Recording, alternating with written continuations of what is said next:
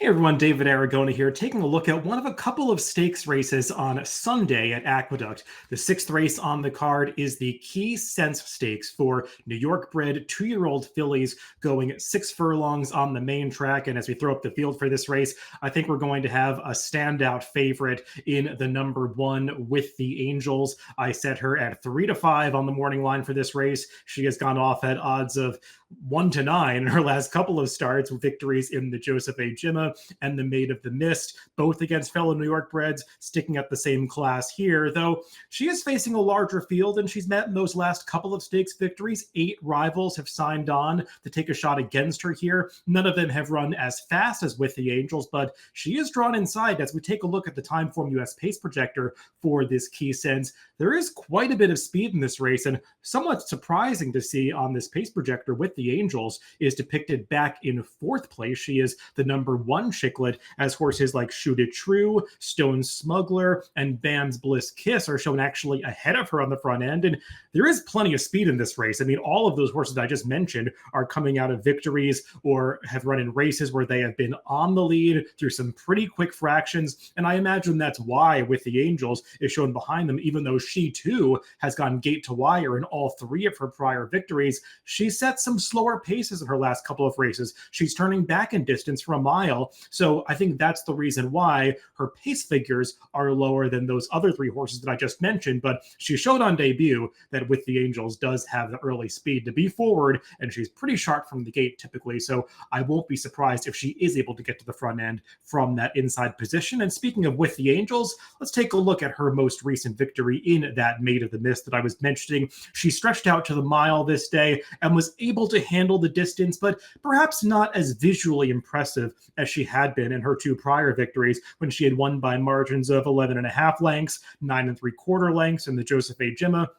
Only had a margin of 3 1/4 lengths at the wire here in this Maid of the Mist, though the runner-up Boston's Finest, a horse that did seem to improve, stretching out to the mile here, and With the Angels still well clear of the rest as the field was strung out across the wire. But in terms of speed figures, she did regress slightly to a 79 buyer in that last race from her top of an 89 when she won that Joseph A. Jimma going 7 furlongs. So no surprise that Linda Rice has elected to turn her back in distance in this Key Sense rather than stretch out against open company in a race like the Demoiselle. Probably not a horse that wants to go 9 furlongs at this point in her career. So turning back to the 6 here makes sense. Like I said, the rail post position adds a little bit of uncertainty about whether she can make the front end here, but she's just so classy. She's run faster than these horses. She is clearly the one to beat on paper. The number 2 is D's a Rock, and she is stepping way up in class after winning her debut race against $40,000 maiden claimers in early October. Took money that day to go off at odds of 4-1 for trainer Chad Summers, and she delivered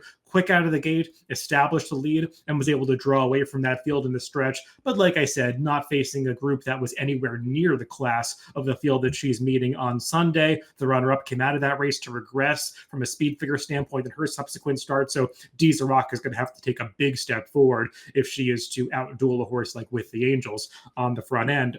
The number 3 is Nina K. She is actually the other Linda Rice horse in this race. This one ridden by Jose Lezcano with Jose Ortiz on With the Angels, her much more fancied stablemate. But I thought Nina K did some nice things on debut in late September at the Belmont at the Big A meet. That was an off the turf race, but she was a horse that was actually entered as an MTO in that race. So she was intended for the dirt on debut, drew outside and just stalked from a 3 or 4 wide position around the far turn, was able to take over in the stretch and draw away pretty nicely going this 6 furlong distance. Only got a 61 buyer, so she's going to have to improve to beat a field like this. But the runner-up from that race, Disco Star, did come back to win, albeit on turf. This filly is a half to Z Bear, who's had success at the allowance level for Linda Rice and the same connection. So I think there's some upside here, and she is a horse that seems like she could be picking up pieces at the end if this pace does come apart.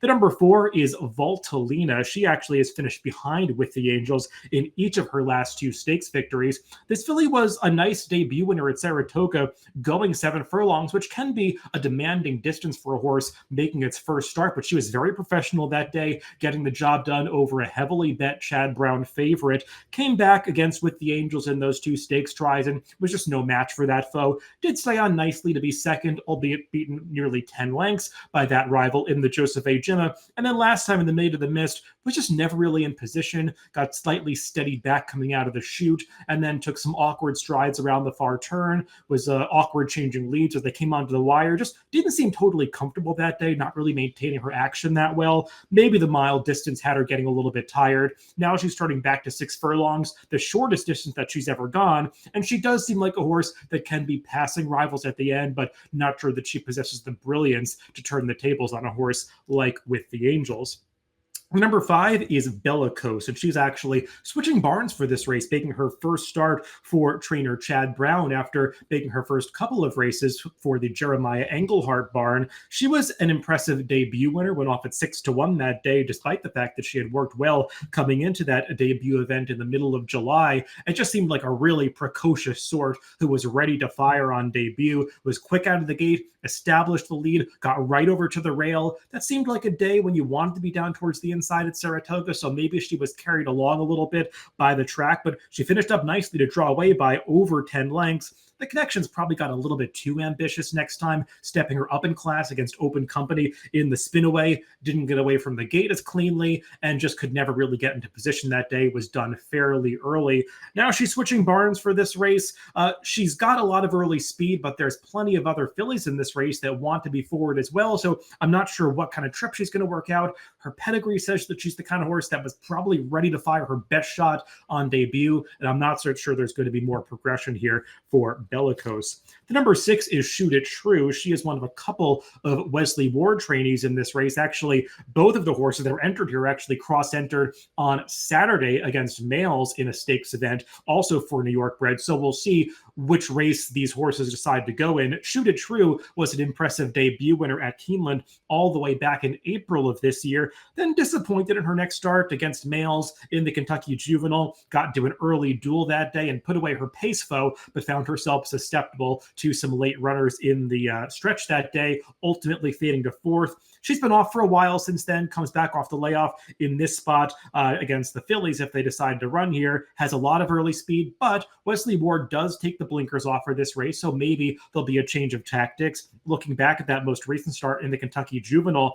the horse that she was dueling with, Mensa, actually came back to win a stakes in his next start. That was on synthetic, but did improve his buyer 29 points from that defeat that day. So maybe the pace really did take a toll on her last time, but still remains to be seen what kind of trip she can work out in this race. The number 7 Stone Smuggler is actually the horse that was second to With the Angels when she made her debut at Saratoga in late August. But the connections then decided to bypass a maiden event and try this stakes race that we'll take a look at Finger Lakes last time. And she encountered a sloppy track, but handled it with no problem, getting to the front end this day and drawing away through the late stage. You can see her hanging on her left lead and upper stretch, but ultimately switches over to put this field away quite convincingly. The runner-up from this affair, Mischief Lady, did come back in a maiden special weight event at Aqueduct and won next to out, improving her buyer up to a 71. That was a 12 buyer point improvement for that runner-up, so it flatters the form for Stone Smuggler from that Lady Finger.